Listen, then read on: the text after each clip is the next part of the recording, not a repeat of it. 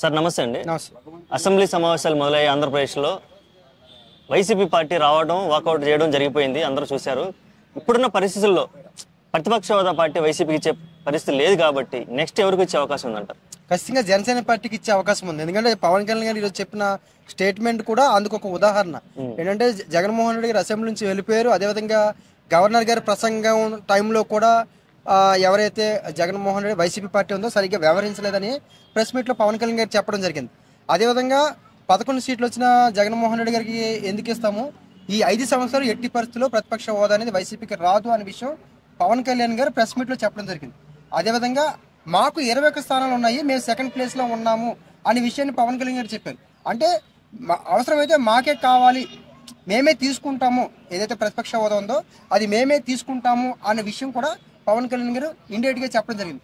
గతంలో కూడా నేను మీకు చెప్పాను, ఇక్కడ మన కాకినాడ పోర్టు అంశం మీద, అదేవిధంగా లడ్డు అంశం మీద పవన్ కళ్యాణ్ గారే ప్రతిపక్షం, పవన్ కళ్యాణ్ గారే పాలకపక్షం, ఇదొక స్ట్రాటజీ ప్రకారం వెళ్తారని మీకు చెప్పాను, గుర్తుందా మీకు? సో పవన్ కళ్యాణ్ గారే ప్రతిపక్షం కూడా వహించే అవకాశం ఉంటుంది, అదేవిధంగా పవన్ కళ్యాణ్ గారే పాలకపక్షం వ్యవహరించే అవకాశం ఉంది. అయితే అందరూ అడుగుతున్నారంటే ఇది కూటమిలో కలిసి ఉన్నారు కాబట్టి ప్రతిపక్షం ఇస్తారా ఎవరంటే, కూటమిలో అంటే వీళ్ళు కలిసి పోటీ చేశారు, కానీ ఎమ్మెల్యేలు మాత్రం విడిగా ఉన్న ఎమ్మెల్యేలు కదా, వీళ్ళు 21, వీళ్ళు 11, మిగిలిన వాళ్ళు. సో కాబట్టి ఎప్పుడైతే వీళ్ళు ఈ రకంగా ఉన్నారో 21 స్థానం ఉన్న పవన్ కళ్యాణ్ గారికి ఇచ్చే అవకాశాలు ఎక్కువ ఉన్నాయి. అది స్పీకర్ గారు డిసిషన్ తీసుకోవచ్చు. ఒకవేళ స్పీకర్ గారు డిసిషన్ తీసుకోకపోతే మాత్రం ఖచ్చితంగా ఇప్పుడు వైసీపీ పార్టీ వాళ్ళు హైకోర్టుకి వెళ్ళినా సరే మాత్రం ఎవరికి ఎక్కువ ఉన్నాయో వాళ్ళకి ఇవ్వండి ఒక డైరెక్ట్ ఇచ్చారనుకో, ఖచ్చితంగా స్పీకర్ గారు ఖచ్చితంగా జనసేన పార్టీకి ఇచ్చినా నేనైతే ఆశ్చర్యపోను.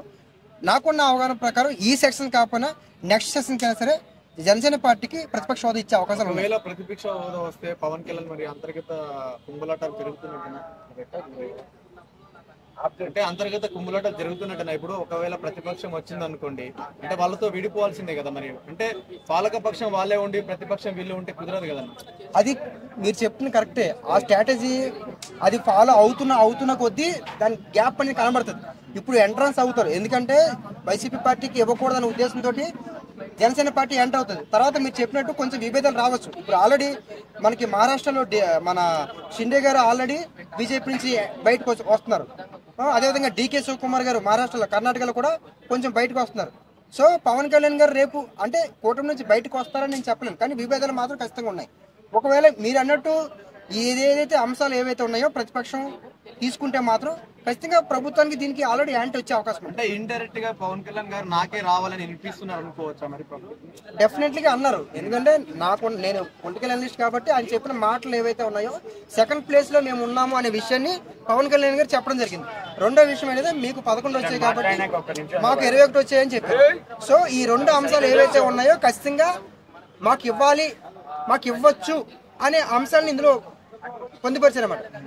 స్పీకర్ గారు కావచ్చు, లేకపోతే గవర్నర్ గారు కావచ్చు, ఇండియన్ గా ఒక మాట చెప్పినట్టు నాకు అనిపించింది. అంటే అది అన్అఫీషియల్ గా చెప్పుకోవచ్చు, కానీ అఫీషియల్ గా మీడియాలో ఎప్పుడైతే చెప్పారో మేము ఉన్నాము ఆ రేసులో, మాకు ఇవ్వండి, మాకు ఇవ్వచ్చు, మాకు ఆ ఛాయిస్ ఉంది అని చెప్పారు.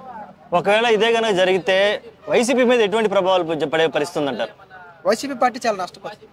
ఎందుకంటే ప్రతిపక్ష హోదా అనేది ఇప్పుడు ఎందుకు వాళ్ళు మేజర్ గా పోరాడుతున్నారంటే ప్రభుత్వ వ్యతిరేక ఓటు వైసీపీకి రావాలి.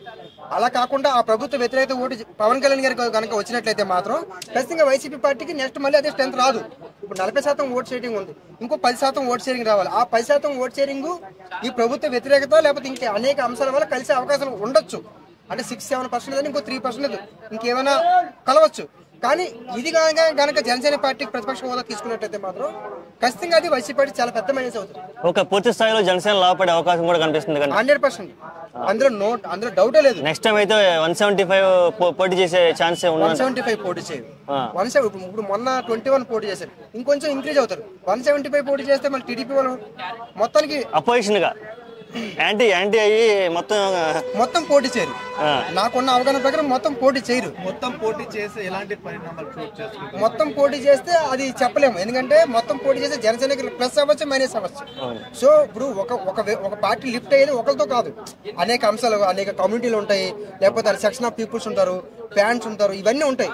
అవి డివైడ్ అయిపోయి ఉంటుంది. మీకు అదే చెప్తున్నాను, ఇప్పుడు జనసేన, టీడీపీ, బీజేపీ ఈ 3 కూటములు కలిసి ఏవైతే గెలిచాయో ఎలక్షన్స్ ముందు నేను ఒక విశ్లేషణ చేశాను, ఒక వీడియో అందులో ఒక విషయం చెప్పాను, ప్రభుత్వానికి యాంటీ ఉంటారు. ఇప్పుడు బీజేపీ ఉంది, బీజేపీకి అగ్నిస్ట్ గా ఉండే కొన్ని సెక్షన్ ఆఫ్ పీపుల్స్ ఉంటారు, అది వ్యతిరేకంగా పడాలి టీడీపీకి, కానీ పడలేదు. ఆ విషయం చంద్రబాబు నాయుడు గారు ఎలక్షన్ తర్వాత చెప్పారు.